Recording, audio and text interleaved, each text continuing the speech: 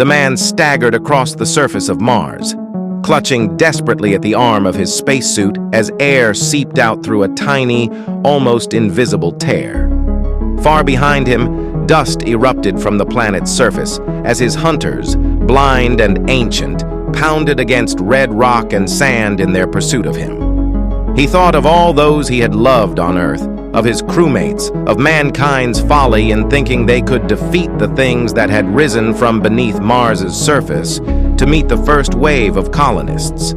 Their blindness made them vulnerable, the military had claimed. Humanity could easily clear out territory for itself, but the creatures knew this world far better than humans did, and now every colonist on Mars was paying the price for this war waged by Earth.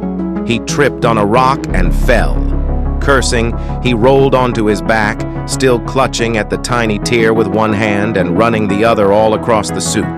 His helmet seemed undamaged, and he couldn't immediately find any other ruptures. He tried to stand and winced. His ankle throbbed with pain. He started to move again, limping across the rusted desert, moving at a fraction of his previous pace. He glanced over his shoulder at the rising wave of dust, which drew ever closer. He doubted he had been outrunning it before.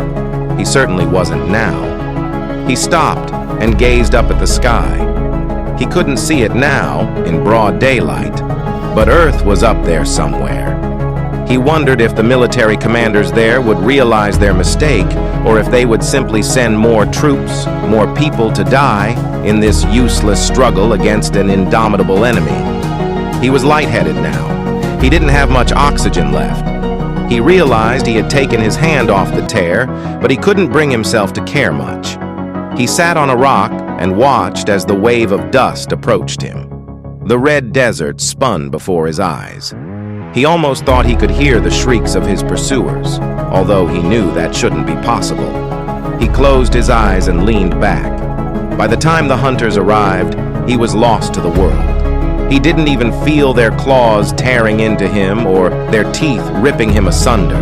A few of them stood above him for a moment, howling triumphantly into the thin atmosphere. Then one slung him onto its back, and hunting party carried on, barreling across the ruddy sands toward the next human settlement.